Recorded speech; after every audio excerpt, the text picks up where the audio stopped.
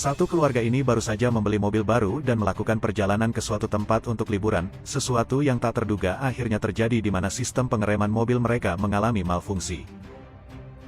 Beberapa saat kemudian Tony mulai menyadari ada yang salah dengan mobil barunya, dia mengecek apakah ada yang salah atau tidak dari mobilnya, dia menginjak pedal rem dan mobilnya tidak bisa diperlambat.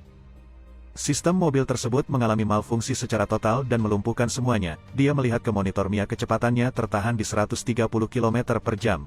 Dia mencoba menonaktifkan sistem itu dan tidak terjadi apa-apa. Tony mencoba menarik sebuah tuas dan muncul peringatan malfungsi sistem. Kecepatan mobil mereka naik menjadi 140 km per jam di monitor.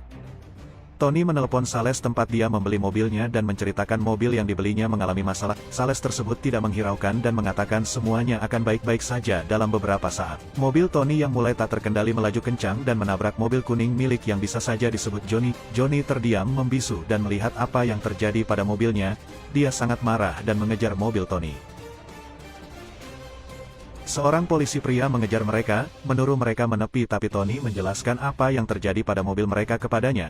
Mereka membacakan tulisan SOS kepadanya. Johnny yang mengejar Tony dihadang polisi wanita kemudian tanpa menghiraukannya dia menancap gasnya dan terus pergi mengejar Tony.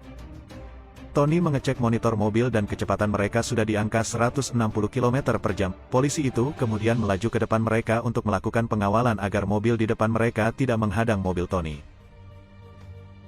Polisi pria melaporkan kronologi yang terjadi kepada pengawas jalan tol dan meminta bantuan untuk mengosongkan gerbang tol yang akan mereka lalui. Gerbang tol dengan cepat dibuka agar semua mobil dapat bergerak cepat mengosongkan gerbang tersebut.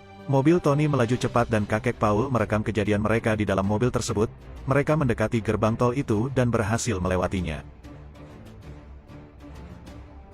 Mereka merasa sedikit lega karena masuk dalam area tol yang aman, sementara Johnny yang mengejar mereka melewati gerbang tol dengan kecepatan penuh di belakang mereka. Tiba-tiba mobil mengeluarkan air sabun di kaca depan dan mengganggu penglihatan. Kakek Paul keluar dan berhasil membersihkan kaca depan mereka hingga hampir saja terjatuh dari mobil.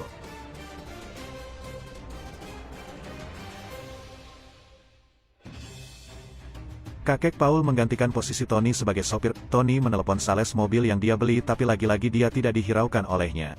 Tak lama kemudian Johnny digigit seekor lebah dan menabrak mobil yang mengantri untuk keluar tol di belokan.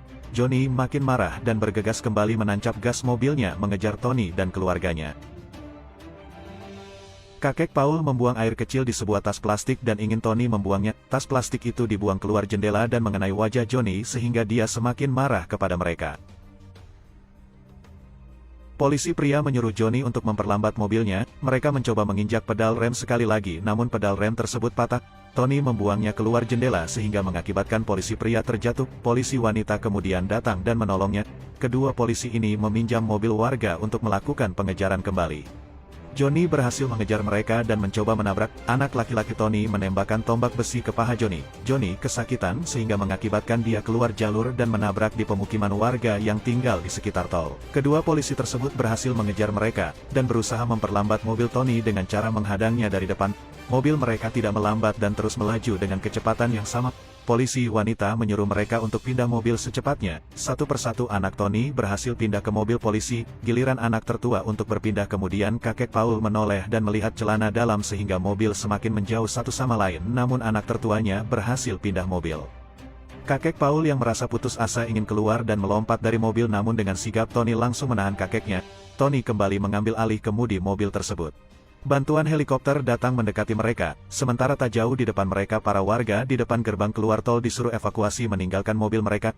Istri Tony dievakuasi menggunakan helikopter untuk yang pertama kali keluar dan mereka berhasil mengevakuasi istri Tony. Tersisa Tony dan kakek Paul, mereka mulai mencurahkan isi hati satu sama lain. Polisi itu berhasil kembali dan mencoba menyuruh mereka mengikat bodi mobil dengan sebuah tali. Dia memberi kode kepada pilot untuk segera menarik mereka naik dan mobil Tony terangkat dari jalan. Tak berselang lama mobil terbelah dua di udara. Tony dan kakek Paul jatuh ke tanah dengan keras namun mereka berhasil selamat. Johnny si pemilik mobil kuning melihat mereka di rumah sakit dan mengejar mereka. Mereka segera kabur menuju lift namun sayangnya lift yang mereka naiki mengalami malfungsi seperti mobil mereka sebelumnya.